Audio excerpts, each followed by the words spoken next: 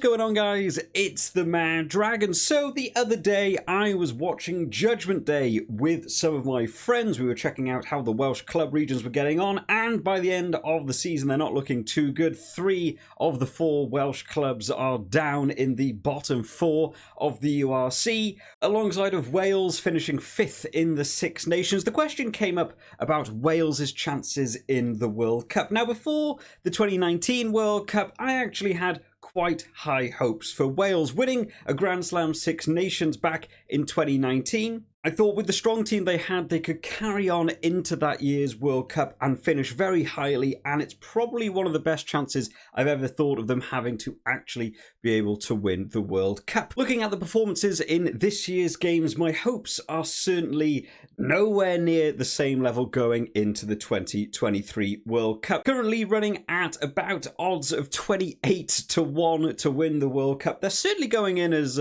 outsiders, shall we say, but it did get me thinking, what other teams are going into this World Cup as the underdogs or the dark horses who may actually cause a bit of an upset to the expectations? Of course, this video is a bit of fun, take it all with a pinch of salt, but I did think it'd be fun to dive down the rabbit hole a little bit and see which teams could actually feasibly cause a few upsets along the way. Make sure you drop down in the comment section any teams you think maybe people are overlooking and actually might outperform what people expect in this year's World Cup. Those of you who've been keeping up with the World Cup, you'll know there's been a lot of talk about how early the pools were drawn, and now that all the positions have been filled through sideline competitions, we now have our complete pool stages for the World Cup. However, due to how early the draws have happened, the world rankings for the teams have shifted over time. This has led to a circumstance where the top 5 ranked teams in the world right now are all contained within pools A and B, being Ireland, France, New Zealand, South Africa, and Scotland. This means that due to the way the fixtures work, it is only possible for 2 of the top 5 teams to actually make it to the semi-finals. The current odds at the time of making this video have host France as favourites on about 2-1. The next 3 favourites are also from the pools of A and B, while 5th place Scotland are still considered outsiders on about 25-1. With this being said, there's a lot of talk about the winner of this year's World Cup almost predetermined to be from those pools. Reading headlines like whoever wins the opener between France and New Zealand will go on to win the whole thing, and it's between the world number 1 and 2 being Ireland and France. All of these talking points have one thing in common: they just sort of disregard pools C and D from contention.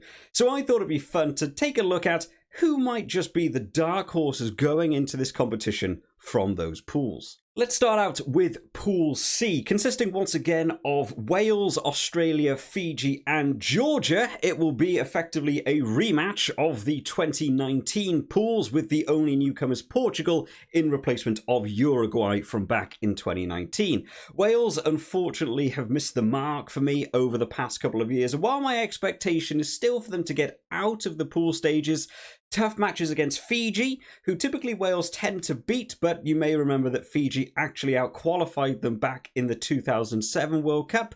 Georgia, who beat Wales at home in the Principality last year, 13 points to 12, and Australia, who came back from a 21-point deficit to beat Wales in the Autumn Series last year.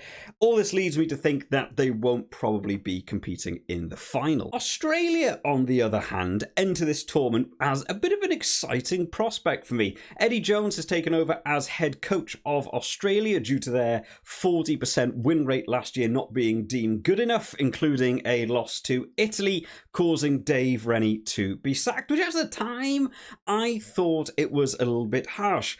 Different reports had anywhere up to about 26 players being unable for selection due to injury or personal circumstances. Their long-serving captain and iconic figure of Michael Hooper had to pull out of games just before kickoff due to personal reasons, and a number of the losses that they actually ended up with were actually very narrow defeats against some of the best teams in the world. And a game against the All Blacks that they probably could have won had Bernard Foley just kicked the ball and got on with it. Still winning 40% of their games against all the odds actually felt like it was quite positive to me. Through these tribulations, Australia have shown a good depth in squad selections, adding in brand new players that are taking to the international scene by absolute storm, and having Eddie Jones back in Australia, having previously coached the side to a World Cup final back in 2003 that not many people reference for any particular memorable, iconic moments in sport.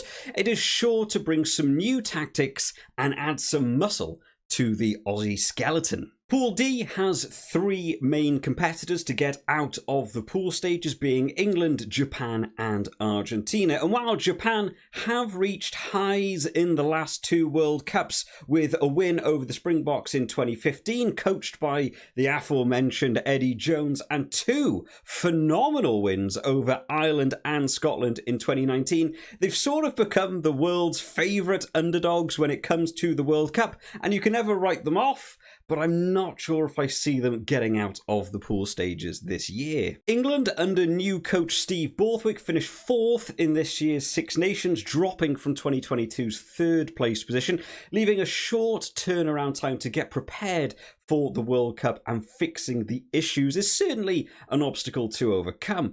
But the additions of some new players looking dangerous on attack, and a really good win record over Argentina, winning 9 out of the 10 of their last meetups and having never lost a game to Japan, has them arguably going into the pool as favourites. But playing any of the top 4 teams in the world could see an end to their World Cup. And finally, Argentina, who've had a bit of a roller coaster ride over the last couple of years. Last year's Rugby Championship showed what this well-connected team is capable of, with wins over the likes of Australia and New Zealand before beating England in the autumn. But a lack of consistency still plagues them, with some heavy defeats and struggling to support those highs with back-to-back wins. All of this being said, when I look at the pools, there's 4 teams I see getting out of the pool stages. Australia and Wales getting out of Pool C with Australia on top, and England and Argentina getting out of Pool D with England on top. So now we can go down the hypothetical fixture list and see what that means for those teams. For the purposes of this video, for pools A and B, due to the competitive nature of the top teams and just how hard it is to call who wins their series of fixtures, I'm going to use their current world rankings as their finishing position to try and make it as fair as possible. So Scotland being 5th sees them not qualify. Sorry, Scotland fans.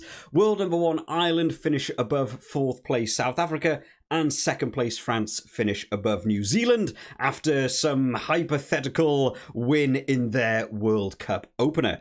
If all the matches go to plan, we can plug in their positions into the quarterfinals.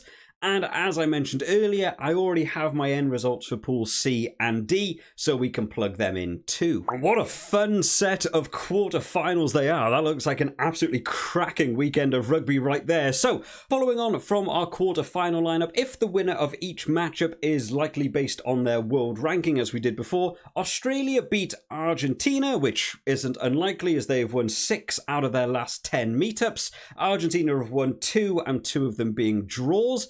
Ireland beat New Zealand to break their tie over the last 10 matches, are currently at 5 apiece. England versus Wales is a tough one because as a Wales supporter myself, I can of course be completely unbiased and non-judgmental about this one, but we'll give the win to England. They can avoid the repeat of what happened in the 2015 World Cup, and is probably more likely at this point with their 7-3 win record over Wales over the last 10 matches.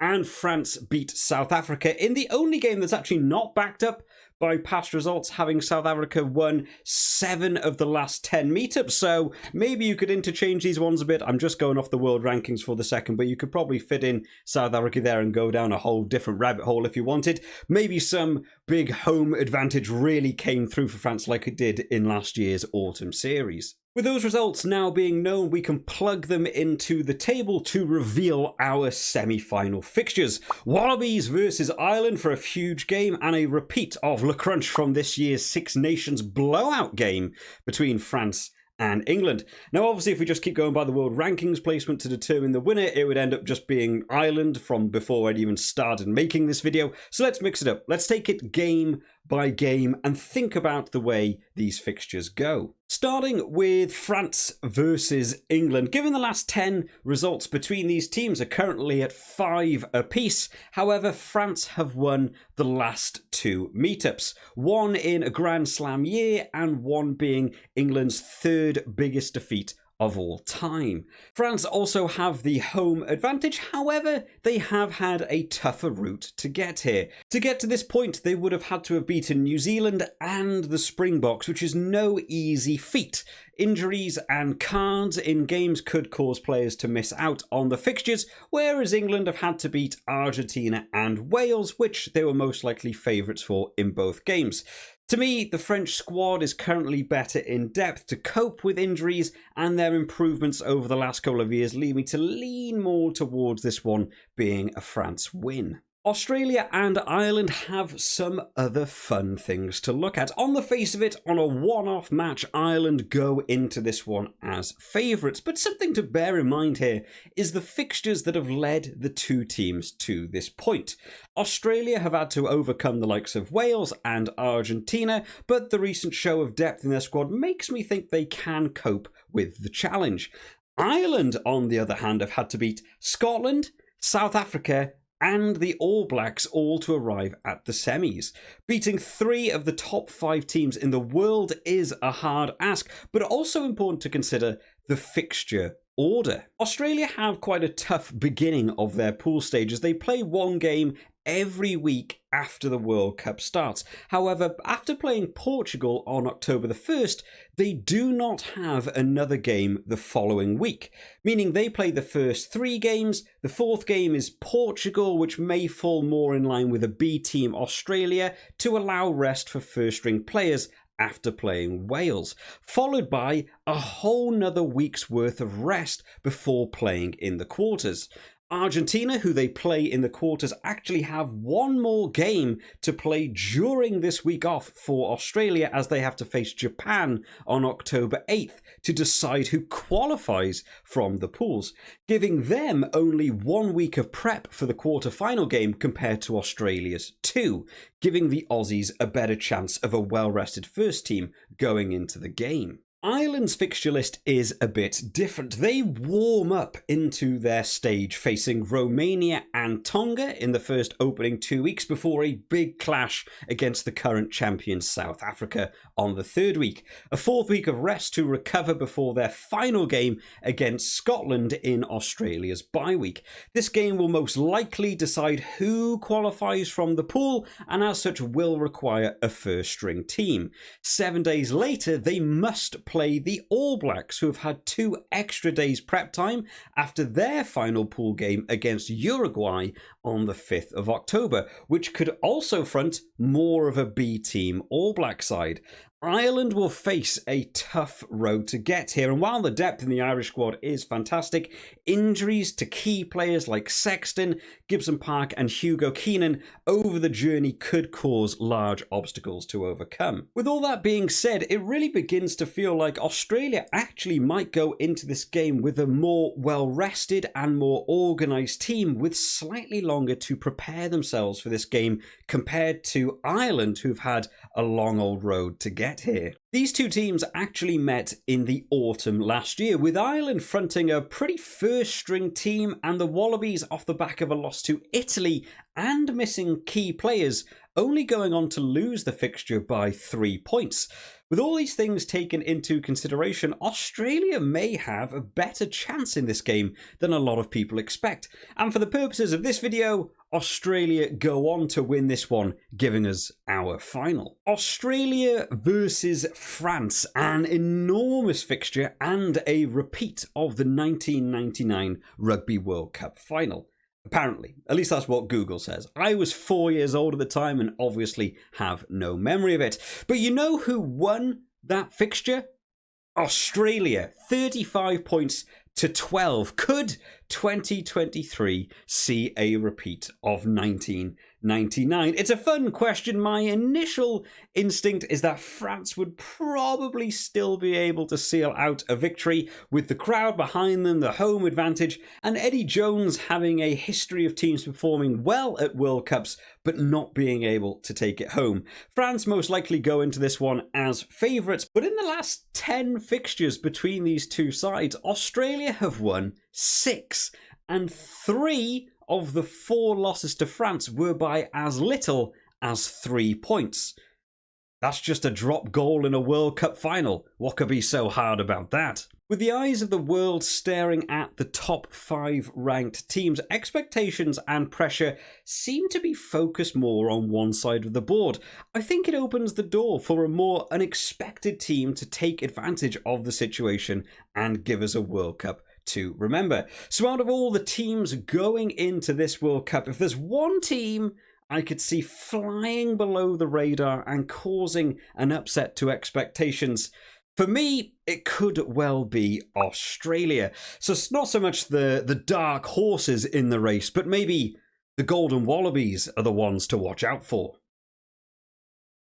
What is going on, guys? It's me again, post-video. I hope you all enjoyed that one. Take it with a pinch of salt, of course. There's so much that could also go wrong throughout that whole series. Injuries along the way. We haven't actually got to see how Eddie Jones's Australia actually fares up against other teams yet, so it could go disastrously wrong. But I hope you all enjoyed a bit of a fun, different look at what the World Cup could maybe bring to our screens. I want to take a bit of a moment after the video, because I don't feel like I do it enough, to thank my long-standing and one Patreon supporter, Dave Wakefield, for being an absolute trooper and supporting the channel over on Patreon. You guys can go over there too and support the channel if you so choose to. Over on the Patreon, you can get early access to videos like this, along with some other fun stuff. I might even start putting some of the scripts and stuff I use for some of these longer videos up on there too. I've also got away and created a new entry level point for Patreon. It's the lowest it can be now. There's a £1.50 Patreon if you just want to get on there and have some early access to the videos. I thought it might be better to have like a really low amount, and maybe more people